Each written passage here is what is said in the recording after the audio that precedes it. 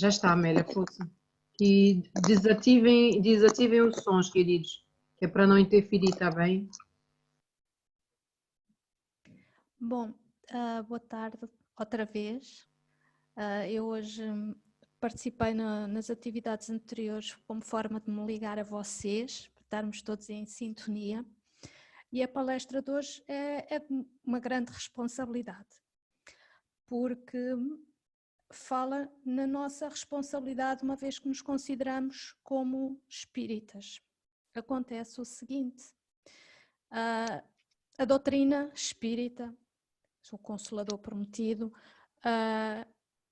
é de origem divina e é por isso que se tem mantido, mesmo contra tudo e contra todos. Allan Kardec conseguiu codificá-la, Chico Xavier conseguiu exemplificá-la e todos nós neste momento estamos aqui para dar o nosso contributo à evolução do planeta. Nívia, não está a passar?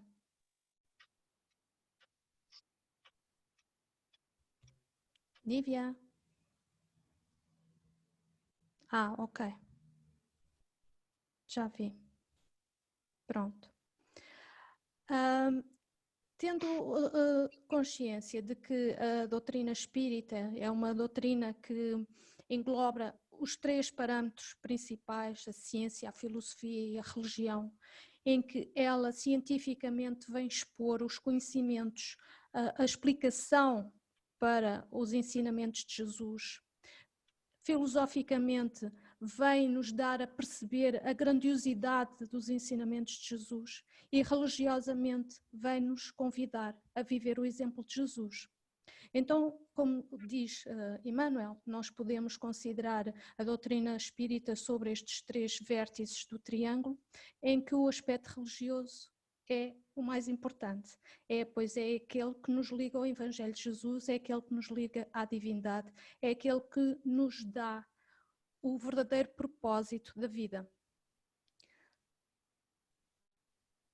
A doutrina espírita, o espiritismo, não é somente o antídoto para as crises que perturbam os habitantes da Terra. Os seus ensinamentos salutares e doces reerguem nos desencarnados e nos encarnados as esperanças desfalecidas à falta de amparo e de alimento. É aí que a doutrina edifica os transviados do dever e os sofredores saturados desses acervos remorsos que somente as lágrimas fazem desaparecer. E por aqui nós já estamos a ver como ela vai de encontro aos ensinamentos de Jesus, porque a doutrina espírita, acima de tudo, trata-se de arranjar a consolação para todos aqueles que sofrem. Talvez por isso seja também pela dor que todos nós chegamos à doutrina espírita. Mas porquê nós nos mantermos na doutrina espírita? Porque nós somos um pouco como o Tomé, precisamos de ver para crer. E a doutrina espírita mostra-nos tal qual é, a verdade nua e crua, e através de muitos exemplos, através da explicação de muitos mentores, através da mediunidade que a doutrina espírita ensinou a usar. Nós espíritas temos acesso a conhecimentos que outras doutrinas, outras religiões se negam a ter. E daí, Nívia, não estou a conseguir passar outra vez. Podes passar tu, por favor. Muito. Oi, passou demais. Acho que passou demais, não?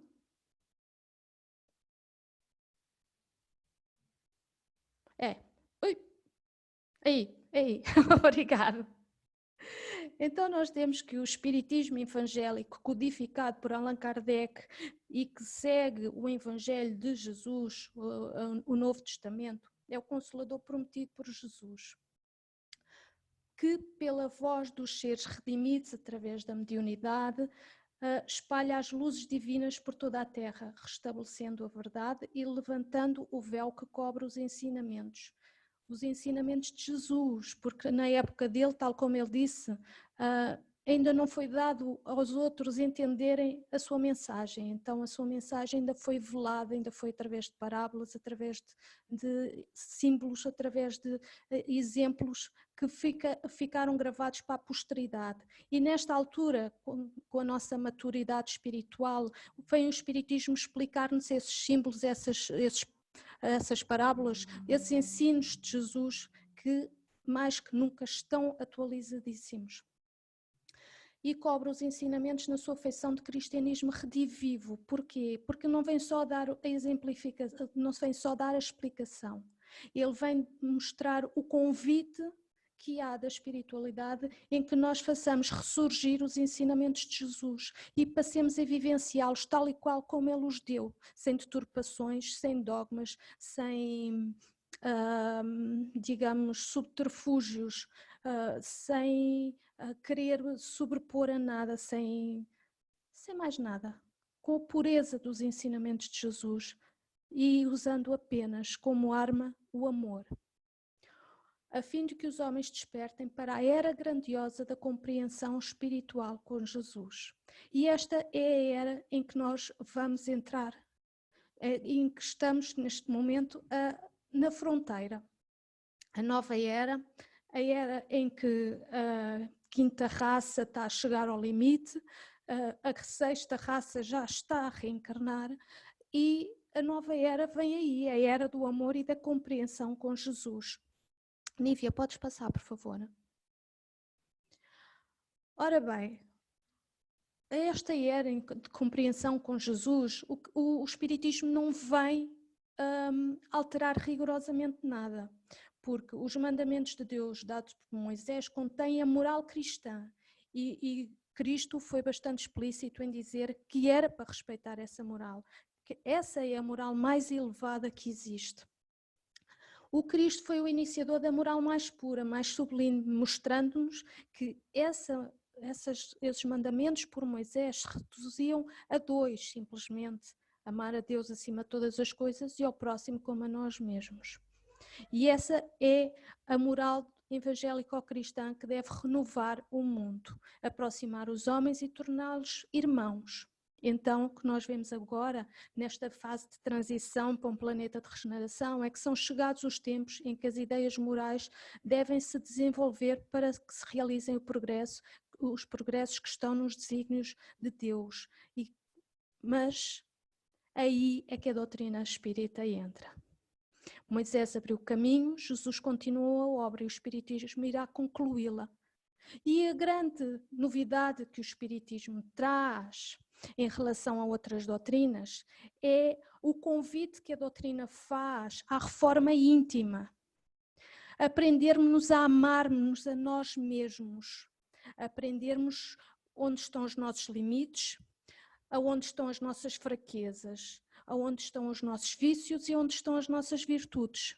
Aprendermos a usar a nossa consciência e dessa forma aprendermos a amar-nos a nós para conseguirmos amar o nosso próximo. Nívia, pode passar, por favor.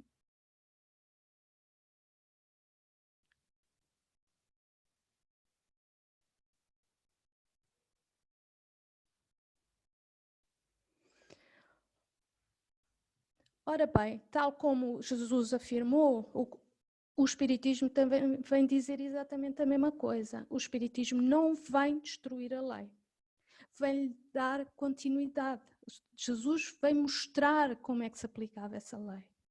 E o Espiritismo vem explicar como é que se faz essa aplicação. Ora bem, Emmanuel diz que a missão do Consolador tem que se verificar junto das almas e não ao lado das glórias efêmeras dos triunfos materiais. E revelando a verdadeira luz pelos atos e pelos ensinamentos, o espírita sincero enriquece os valores da fé, representa o operário da regeneração do templo do Senhor, onde os homens se agrupam em vários departamentos ante altares diversos, mas onde existe um só mestre, que é Jesus Cristo. Então, a missão do espírita, nós começamos já a ver aqui, que é perante toda a humanidade, não é só perante o centro espírita e perante os outros espíritas, é perante os diversos altares que existem, perante até outras religiões. ensinando a tolerância, a indulgência, amando o próximo e ajudando-o sempre e sempre, visando apenas o benefício do próximo, sem querer tirar reconhecimento, sem querer tirar benefício de espécie alguma. E por aqui nós já começamos a perceber um pouquinho da responsabilidade dos espíritas agora perante o contexto atual.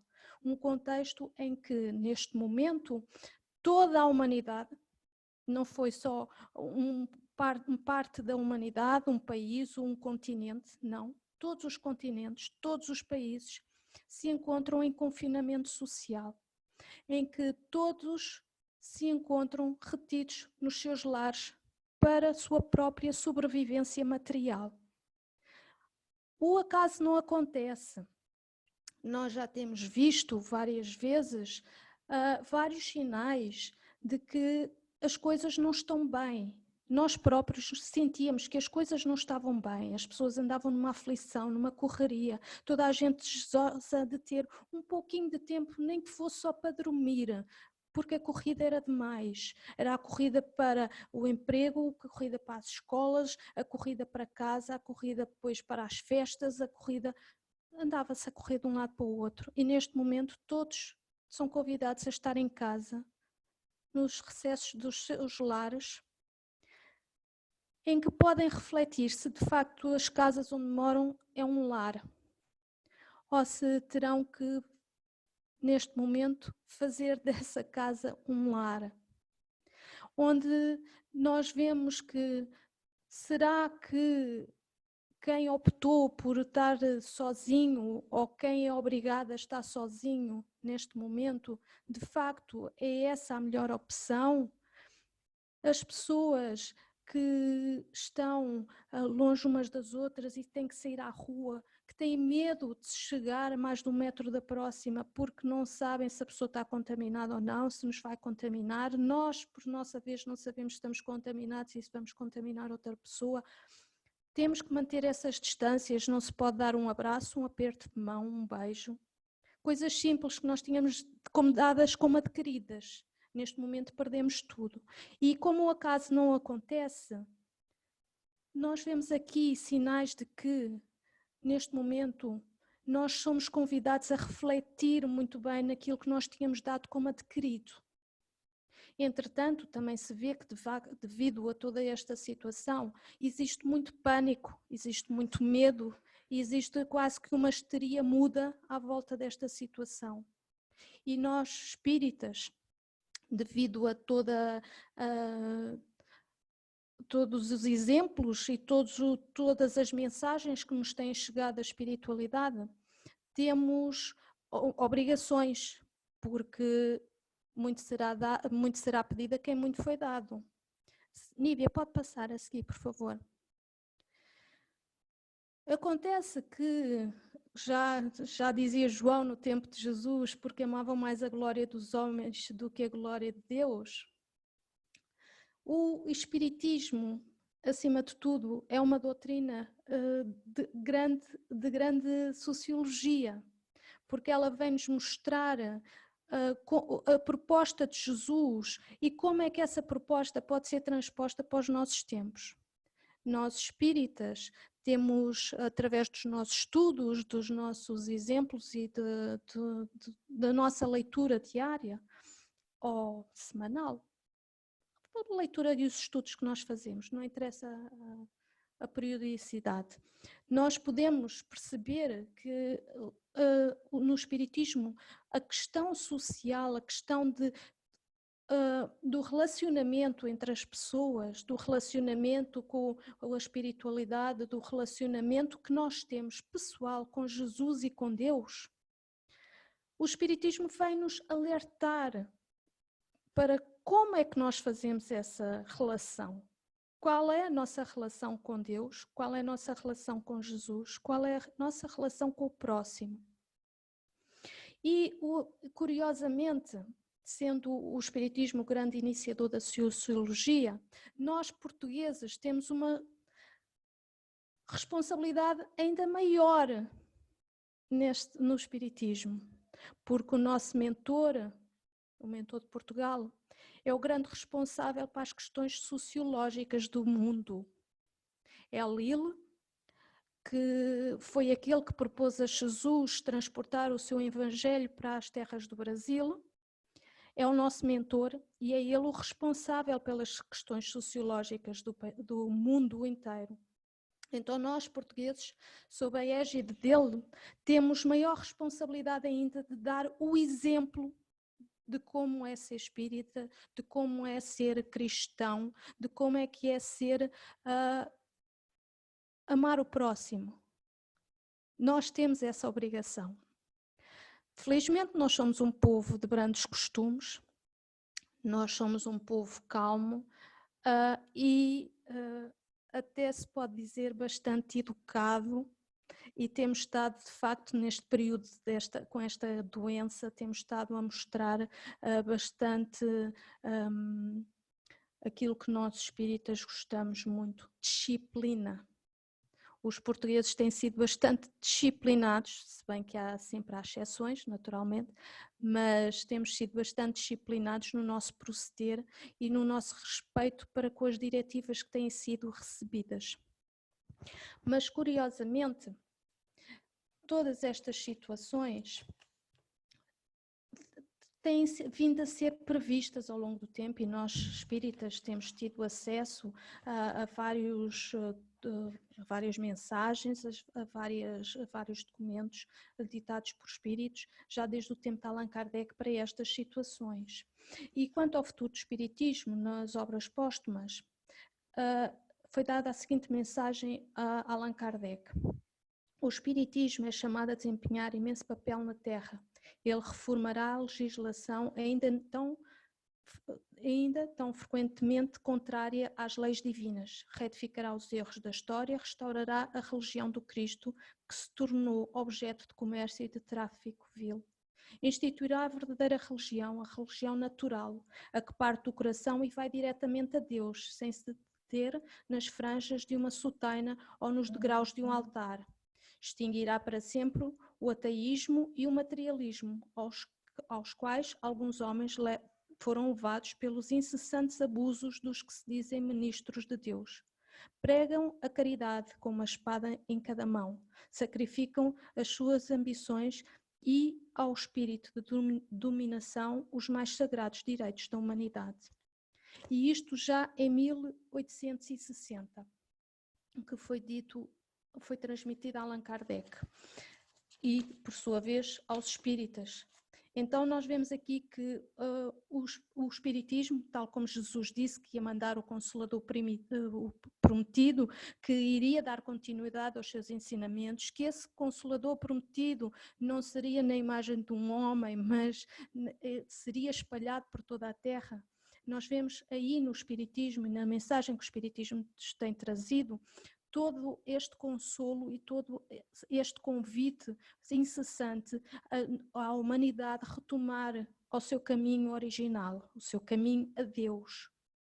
Acontece que os materialistas, ao renegarem a reencarnação, muito têm prejudicado a humanidade, porque nada mais contraditório do que a pessoa ser boazinha num mundo em que todos são maus.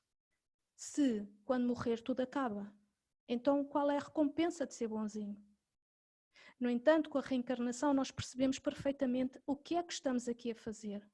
Nós estamos temporariamente num corpo de carne a aprender a viver para Deus.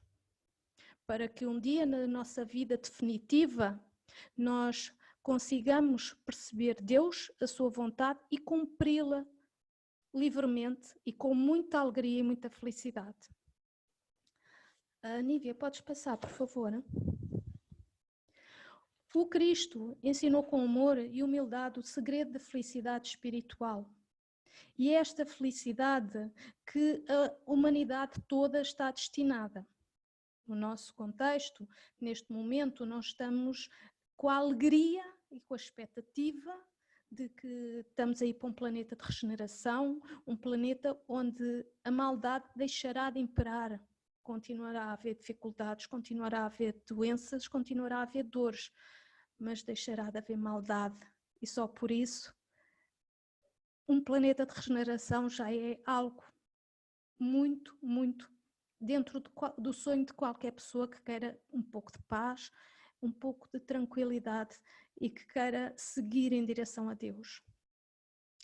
Entretanto, ainda é no estudo e na prática do Evangelho e na sua pureza primitiva que temos e que teremos de volta o entendimento destas palavras. Se quisermos salvar da destruição o património de conquistas grandiosas da nossa civilização. Acontece que a nossa civilização até tinha uma data limite e que nós sabíamos que até lá poderia haver a Terceira Guerra Mundial. Felizmente, as grandes potências da Terra conseguiram superar essa data limite, compreendendo que essa guerra seria uma guerra perdida para toda a humanidade. Uma guerra sem vencedores, só vencidos. Uma guerra em que todos ficaríamos a perder, mesmo os materialistas apenas ficariam a perder.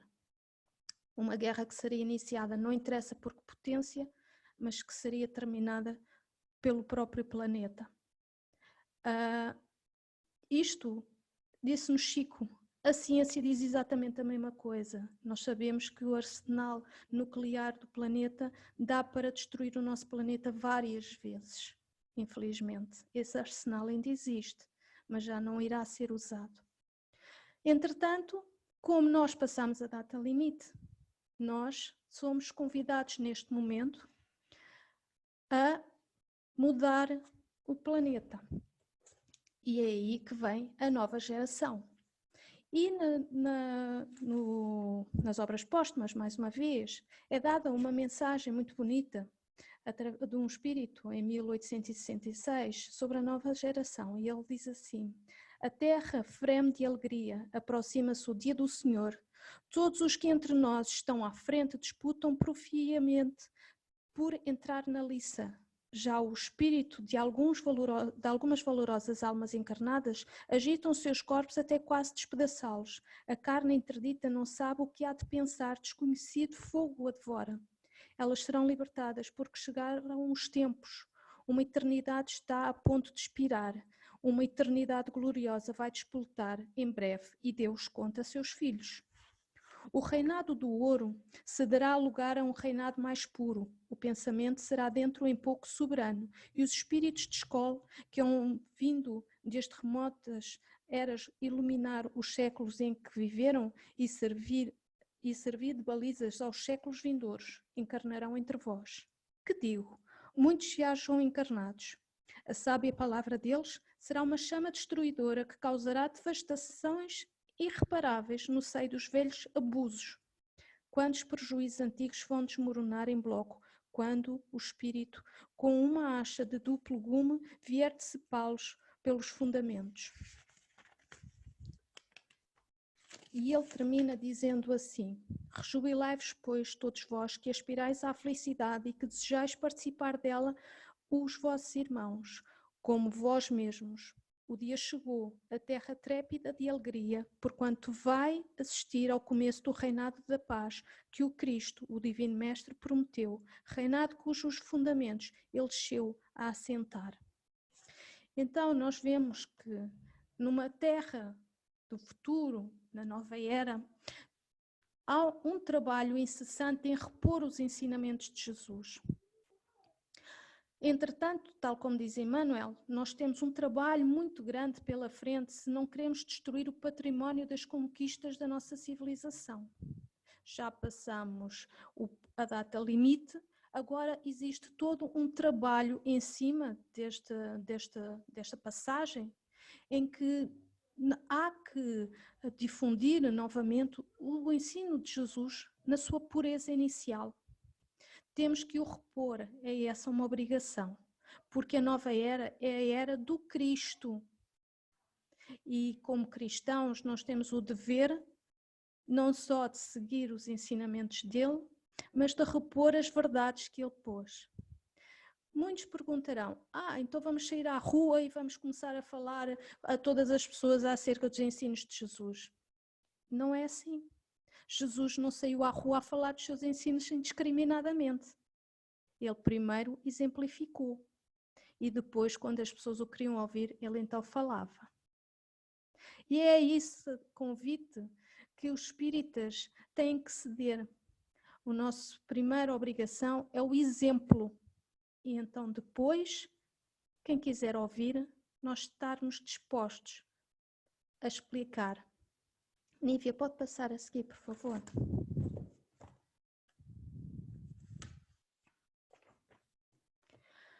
Os céus passarão, não é? Mas tudo passará, exceto a palavra de Jesus, não é? Porque o Evangelho do Divino Mestre ainda se encontrará por algum tempo a resistências das trevas. E nós ainda vemos e ainda vamos continuar a ver esta resistência. A má-fé, a ignorância, a simonia, o império da força conspirarão contra ele. Mas tempo virá em que a sua ascendência será reconhecida. Nos dias de flagelo e de provações coletivas.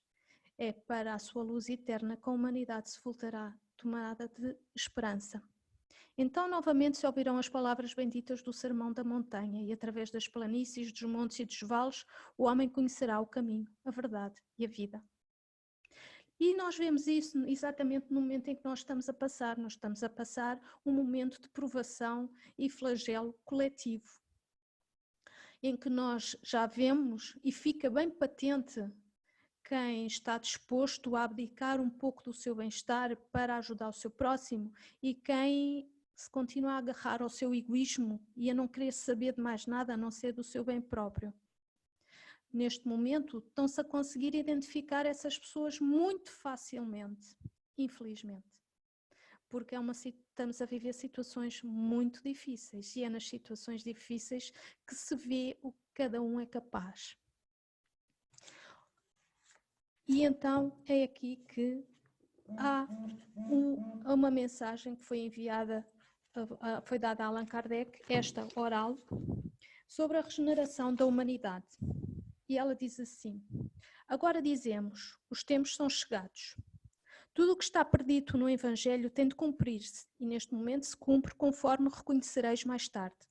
Não tomeis, porém, os sinais enunciados senão como figuras que precisam ser compreendidas segundo o espírito e não segundo a letra. Todas as escrituras encerram grandes verdades sobre o véu de alegorias e por se terem apegado à letra é que os comentadores se extraviaram. Essa chave está nas descobertas da ciência e das leis do mundo invisível que o espiritismo vem revelar.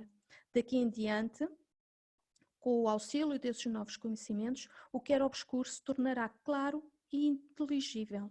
Tudo segue a ordem natural das coisas e as leis imutáveis de Deus não serão subvertidas. Não vereis milagres nem prodígios, nem fatos sobrenaturais no sentido vulgarmente dado a essa palavra. A humanidade chegou a um dos períodos da sua transformação e o mundo terreno vai elevar-se na hierarquia dos mundos. O que se prepara não é, pois, o fim do mundo material, mas o fim do mundo moral. De mundo de expiação, a terra se mudará um dia em mundo ditoso e habitá-lo será uma recompensa em vez de ser uma punição. O reinado do bem sucederá ao reinado do mal. Para que na terra sejam felizes os homens, preciso se faz que somente a povoem espíritos bons, encarnados e desencarnados, que unicamente ao bem aspirem. A terra, dissemo-lo, não será transformada por um cataclismo que aniquile de súbito uma geração. A atual desaparecerá gradualmente e a nova lhe sucederá do mesmo modo, sem que haja mudança na ordem natural das coisas. As duas gerações que se sucedem uma à outra têm ideias e modos de ver inteiramente opostos, pela natureza das disposições morais, porém, sobretudo, pelas disposições intuitivas e inatas.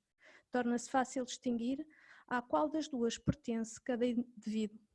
E nós vemos isto muito facilmente. Temos a nossa geração, os pais, temos a geração dos filhos que foram já com 20 anos e temos a geração das crianças depois do ano 2000 até aos 10 anos.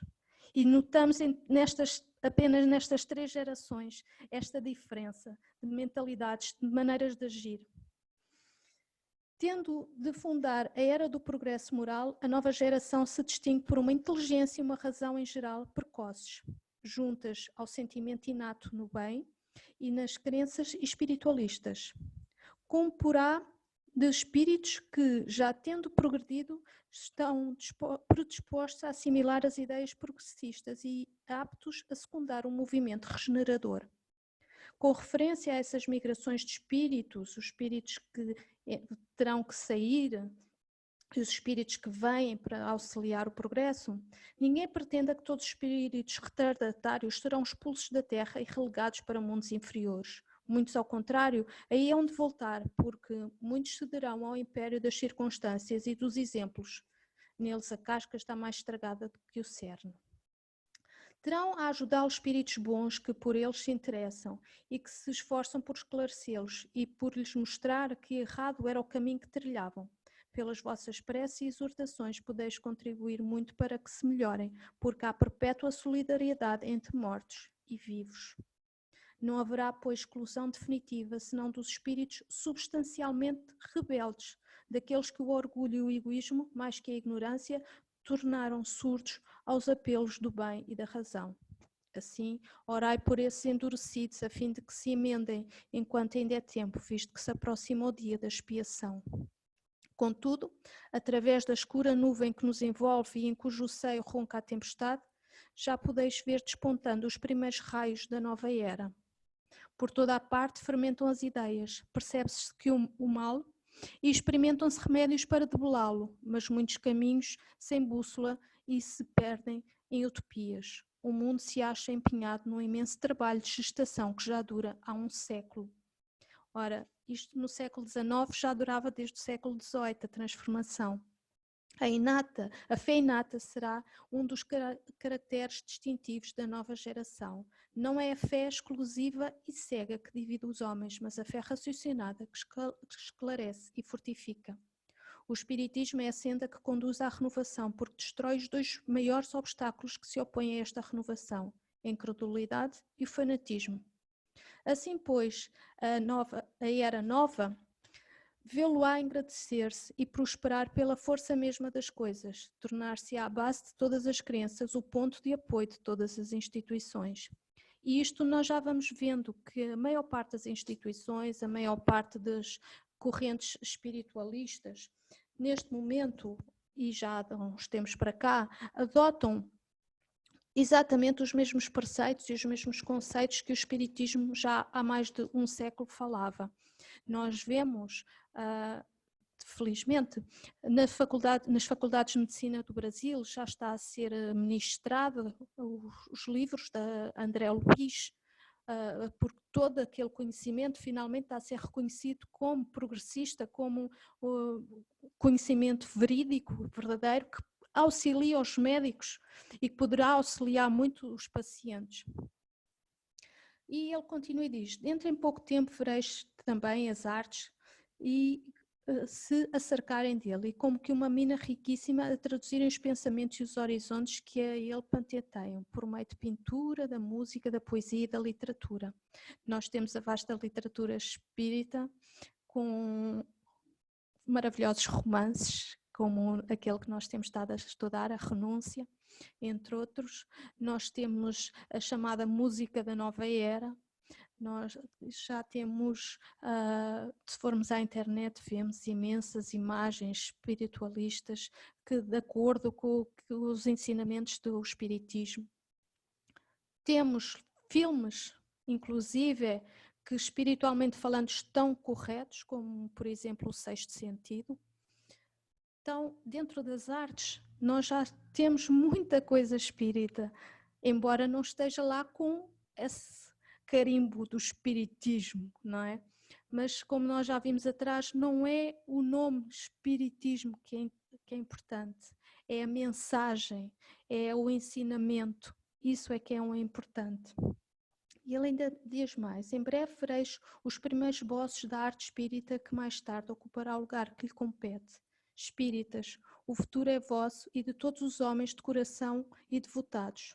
Não vos assusteis, não vos assustem os obstáculos, porquanto nenhum há que possa embaraçar os desígnios da providência.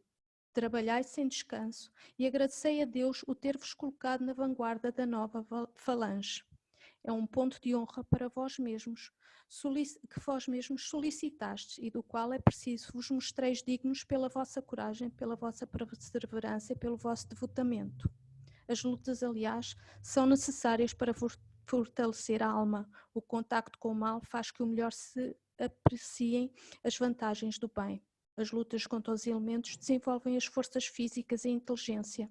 As lutas contra o mal desenvolvem as forças morais. E por aqui nós percebemos a responsabilidade dos espíritas.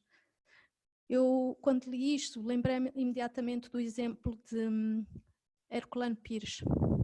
Herculano Pires, em encarnação anterior, não sei se foi imediatamente anterior ou não, ele foi Alexandre Herculano, e enquanto Alexandre Herculano, ele teve contacto com a doutrina espírita, entretanto não se quis entregar à doutrina, não quis seguir, não achou que dava muito trabalho e que teria algum desprestígio pessoal seguir a nova doutrina. Então, comodamente ficou a fazer a sua vidinha. Entretanto, enquanto Herculano Pires, ele foi um dos maiores divulgadores da doutrina, foi um trabalhador incansável.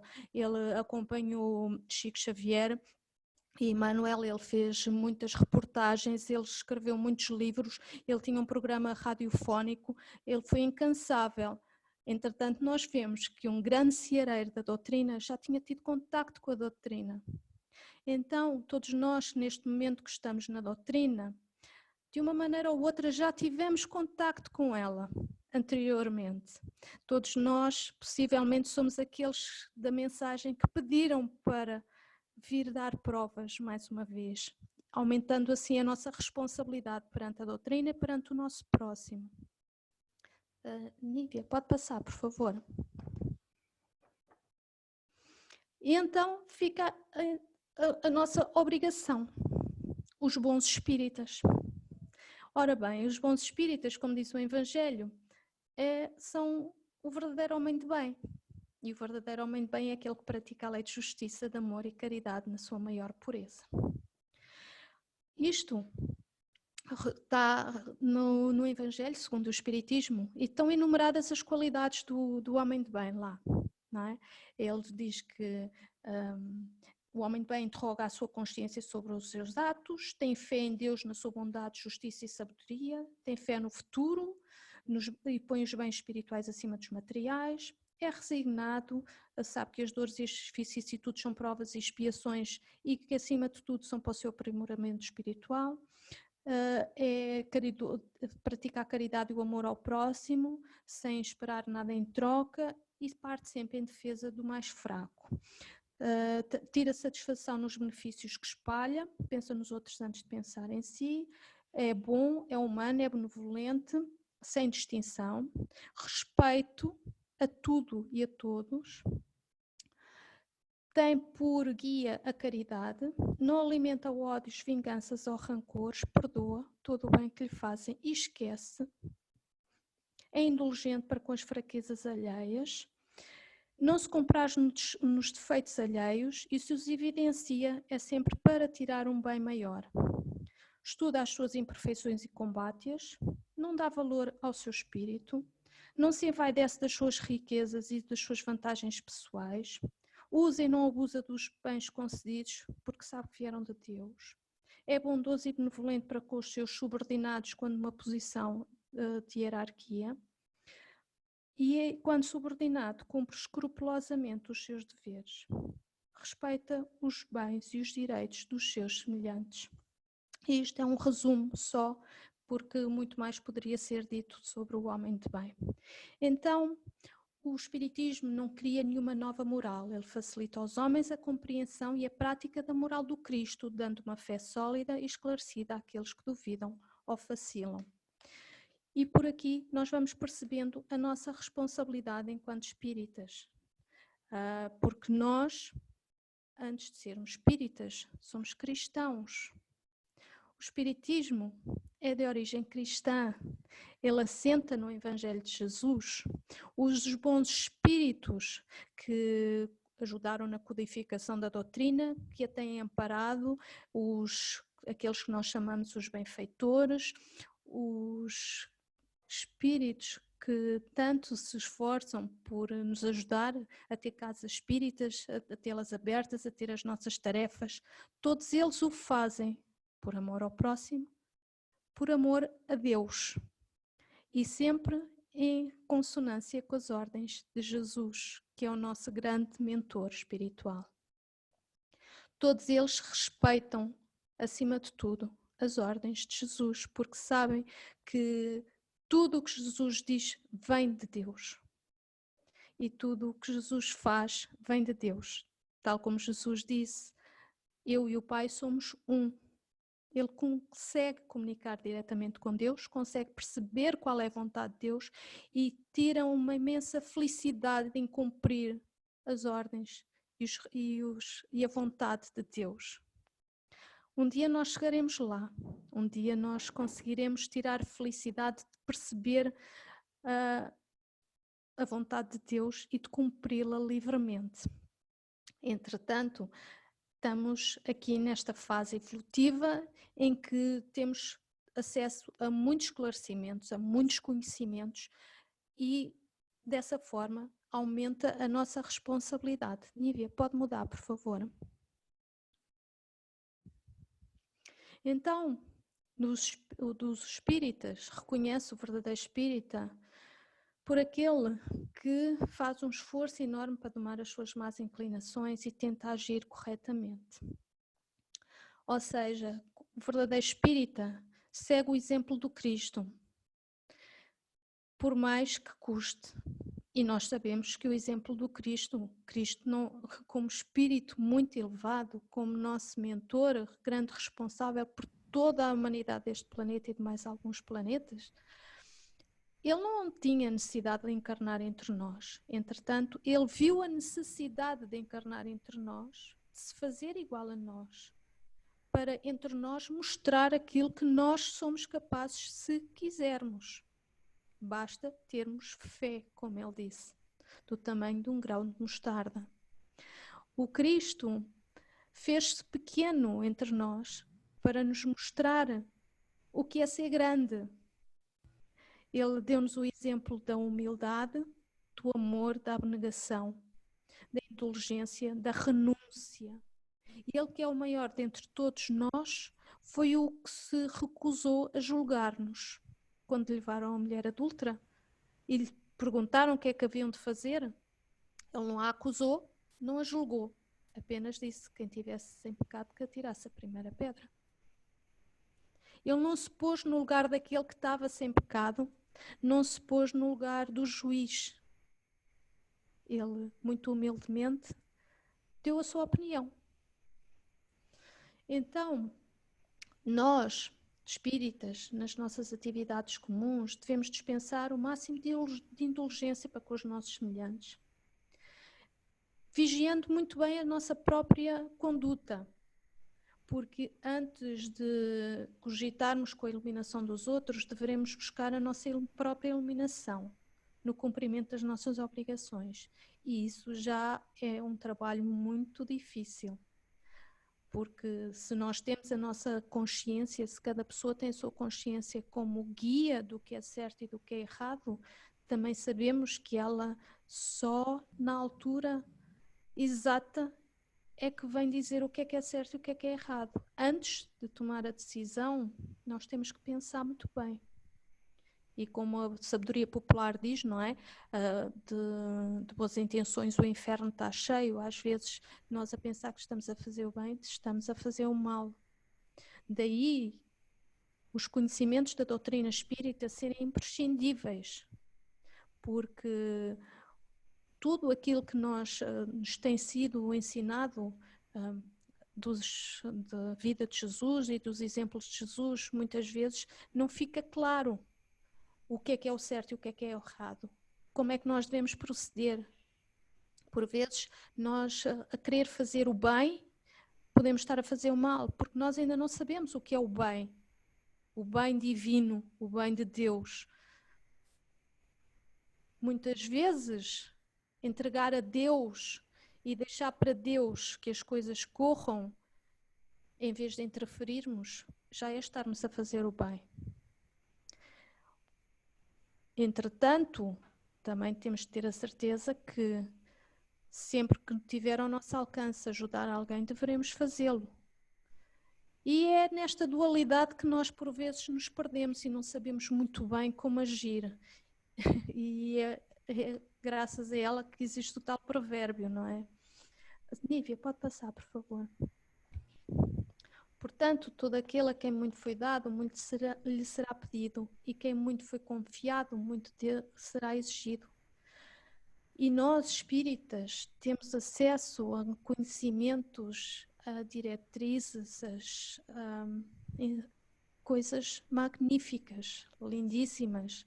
Nós temos literatura que nos explica como é que são os mundos mais avançados, os mundos mais felizes. Nós temos literatura que nos explica como é que é o umbral e como é que nós vamos lá parar, como é que nós podemos sair de lá.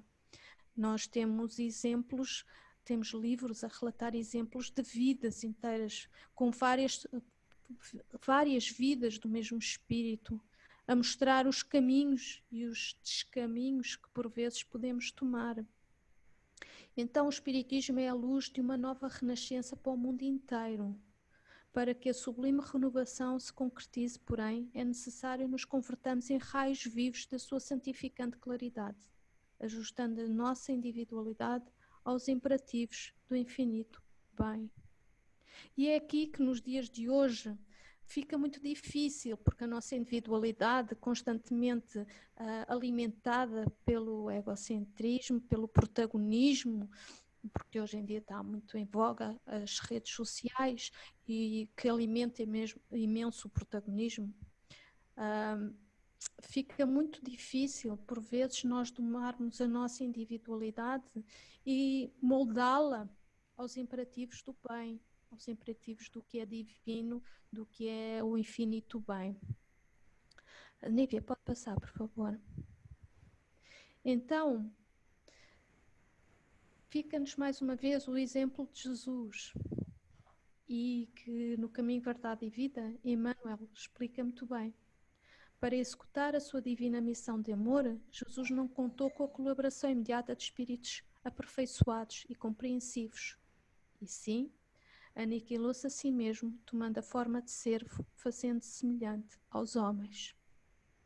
E perante este exemplo, só nos resta cogitar quem somos nós para acharmos que somos melhores que os nossos irmãos. Fica então o Espiritismo a dizer-nos que a nossa responsabilidade é enorme, sim, principalmente nestes momentos de provações coletivas, por causa dos conhecimentos que nós temos, por causa do exemplo de Jesus. Muitas vezes também teremos que nos descer alguns degraus e ajudar e dar a mão aos nossos irmãos que estão mais abaixo, sabendo que existe a ingratidão, existe a maldade e existe o desconhecimento da espiritualidade, mas através do nosso exemplo é que nós podemos transmitir o Evangelho de Jesus Cristo aos nossos irmãos. Espíritas, amai-vos, espíritas, instruí-vos. Mas a lei é só uma: nascer, renascer e sempre progredir. Mas sempre e sempre com a diretiva, com o Evangelho de Jesus, pois só esse é que é o caminho, a verdade e a vida. Obrigada, Nívia.